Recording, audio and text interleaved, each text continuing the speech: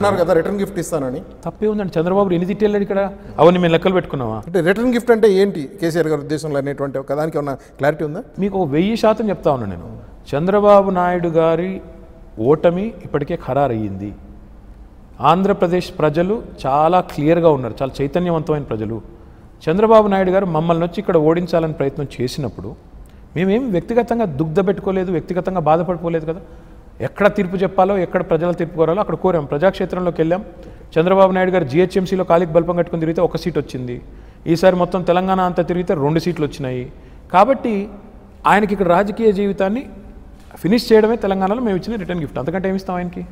కాదు కదా, ఆంధ్రప్రదేశ్లో రిటర్న్ గిఫ్ట్ అనే పదం వచ్చింది కదా, అందువల్ల ఎన్నికల్లో అక్కడ ఎన్నికల్లో జోక్యం చేసుకుంటామనే మాట వచ్చింది. ఆ జోక్యం ఏ మేరకు అంటే ఇందాక మీరు అన్నారు కొన్ని అంశాల్లో మా ప్రమేయం లేదంటున్నారు, కానీ పరోక్షంగా చేశారని చాలా మంది అభ్యర్థుల విషయంలో. లోటస్ పాండ్కి వెళ్ళి మీరు జాయిన్ కండి వైసీపీలో అని చెప్పి చాలా మంది చెప్పారని. ఒక ఆధారం చూపెట్టమనండి. ఈ చిల్లర ప్రచారానికి, ఈ ఎల్లో మీడియా ప్రచారానికి ఒక ఆధారం చూపెట్టండి. ఇందుకే ఎల్లో మీడియా అని ఎందుకు అంటారు అంటే, ఈరోజు చంద్రబాబు చేసే చిల్లర ప్రచారానికి వంత పాడితే ఎల్లో మీడియా అంటారు. అనక తప్పని పరిస్థితి. ఆయన చెప్పిందే వేదం అన్నట్టు, ఆయన నోట్లోంచి వచ్చిందే భగవద్గీత అన్నట్టు, ఆయన ఏం చెప్తే అది నిజం అన్నట్టు, ఆయన సత్యహరిశ్చంద్రుడు కజిన్ బ్రదర్ అన్నట్టు, ఏం మాటలు ఇవి నాకు అర్థం కాదు. ఒకటి చూపెట్టండి. అసలు ఎవడి వల్లభనేని వంశీ, ఆయనకు నాకేం సంబంధం? జయసుధని బెదిరించామని ఒక ఆయన రాస్తాడు.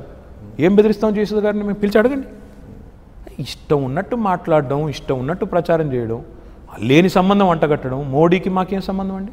ఆయన కదా సంసారం చేసింది మోడీతో, మాకేం సంబంధం? మోడీ కేసీఆర్ ఒకటంటాడు, అది నోరా ఇంకేమన్నా? జగన్మోహన్ రెడ్డి గారి ద్వారా కేసీఆర్ ఏపీలో జోక్యం చేసుకొని ఏపీని పరిపాలించాలని చూస్తున్నారు.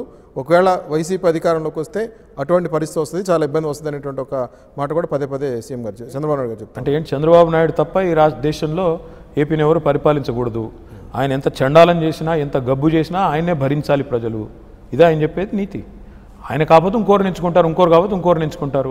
ఈరోజు అక్కడ పవన్ కళ్యాణ్ గారు ఉన్నారు, జగన్మోహన్ రెడ్డి ఉన్నారు. ఎవరో ఒక ప్రత్యామ్నాయం ఎంచుకుంటారు ప్రజలు. మిమ్మల్ని వద్దనుకున్నప్పుడు ఇంకోరు ఎంచుకుంటారు. ఆ ఎవరు అనేది వాళ్ళ ఇష్టం, మాకేం